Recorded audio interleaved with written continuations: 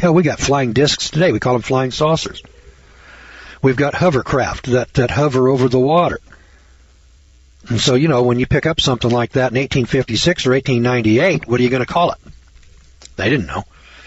Consider them in the context of what's preceded. After all, Professor W.B. Emery, who had spent most of his life digging in Egypt, did say there's more lying under the sands than has ever been found. There's more yet to be found. They haven't found everything.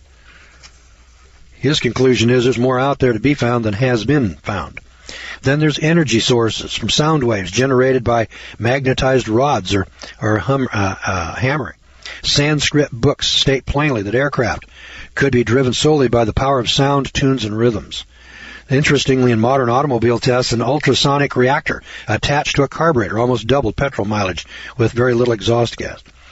The simple gadget is based on a system of harmonic resonance within atomic structure of liquids. How in the hell did ancients know anything about that? Hell, we're just experimenting with it today. We haven't devised any specific technology with ultrasound. We know about it. We're working with it.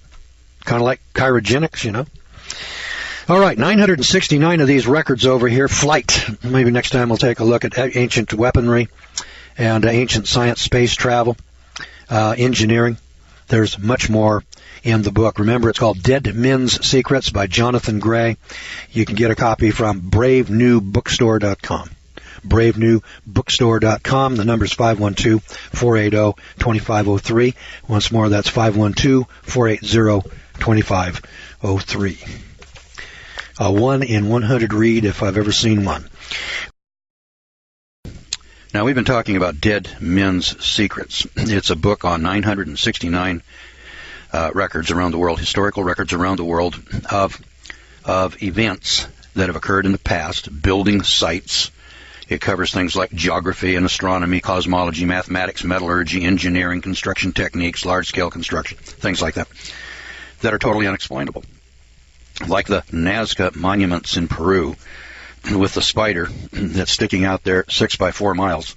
And then he's got his third leg sticking out there, which is this obscure spider, very rare breed of spider, that you can only watch their breeding technique or their modality with that third leg, which is critical to the reproduction, which is contained in that monument. You can only see it through a microscope.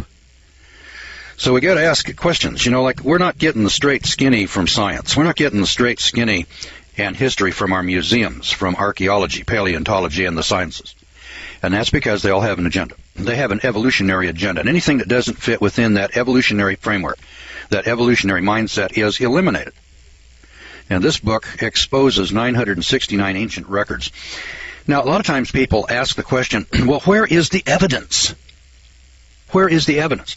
This guy's got 969 of these pieces of evidence. Pieces. It's the whole piece of evidence. It's all what we got left.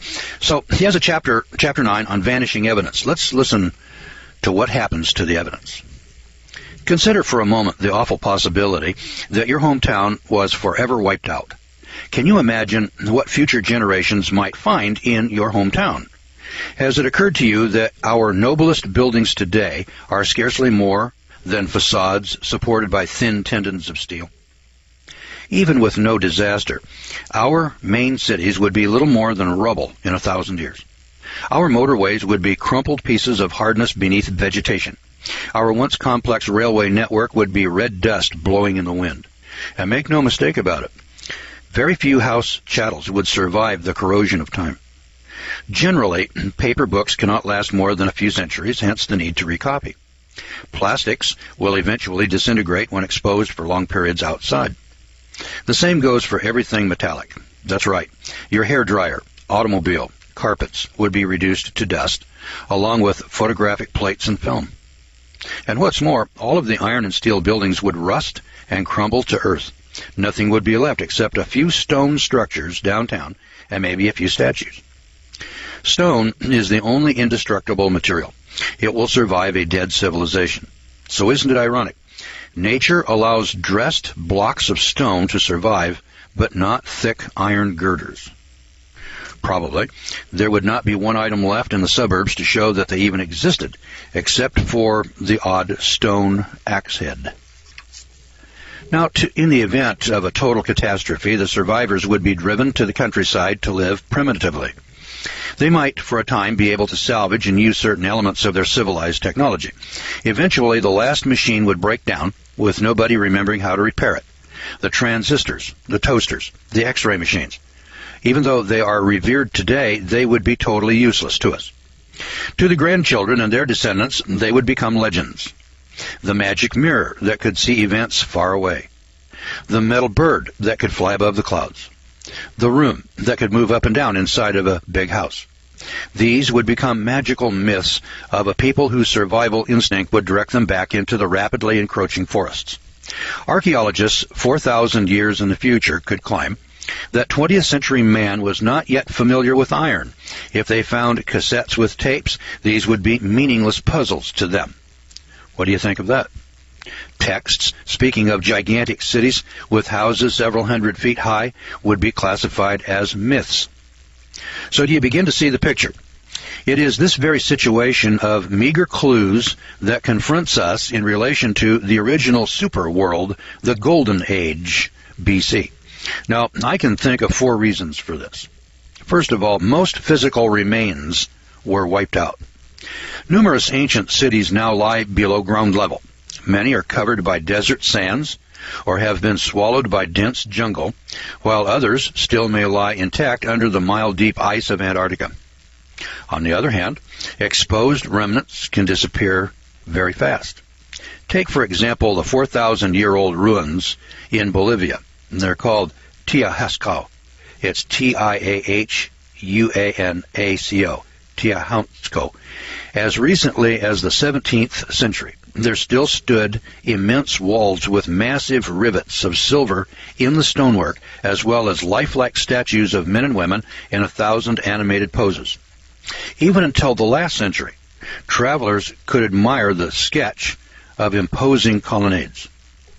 Of these, there is no trace today. The Spaniards, and more recently the Bolivian government, has totally plundered them for the building materials. Now again, many scale replicas of ancient apparatuses probably perished when the Spanish conquistadors melted down all of the gold artifacts that they could find in Central and South America. The scale of destruction over the centuries will never be known.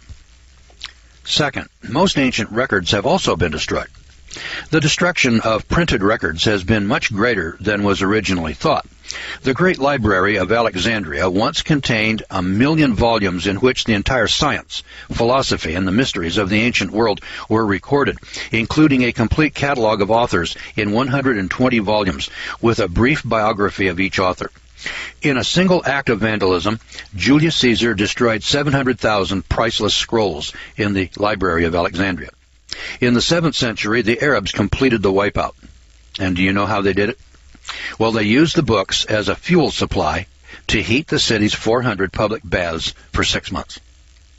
Totally destroyed also were the papyri of the Library of Ptah in Memphis and Carthage. With a library of 500,000 volumes, it was razed in the 17-day fire by the Romans in 146 BC. The Library of Pergamos in Asia Minor with 200,000 volumes likewise perished. And when the famous collection in Athens was wiped out in the 6th century, surprisingly, Homer's writings escaped. There have, in each one of these events, been some writings that have escaped, which tell us what it was that was destroyed, or at least gives us an insight as to how great this destruction was.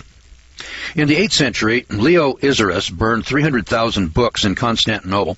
In China, Emperor Tam Sui Huangti issued an edict in 213 BC to destroy innumerable books. Thousands of Druidic scrolls in Autun, France, on philosophy, medicine, astronomy, and other sciences were obliterated by Julius Caesar. Not one survived.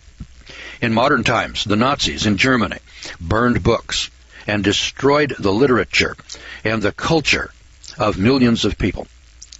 Much classical literature was systematically destroyed by the Papal Inquisition during the Middle Ages.